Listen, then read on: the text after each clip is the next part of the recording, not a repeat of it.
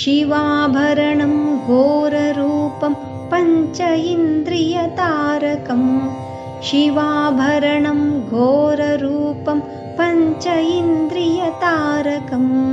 नित्यं जाग्रस्थिते निष्ठं नागनागम् आश्रयेऽहं नित्यं जाग्रस्थिते निष्ठं नागनागम् आश्रयेऽहं नागनागं नागनागं नागनागम् आश्रयेऽहं नागनागं नागनागं नागनागम् आश्रयेऽहम् दोषहरणं कीर्तिकरणं वित्तकल्मषनाशकं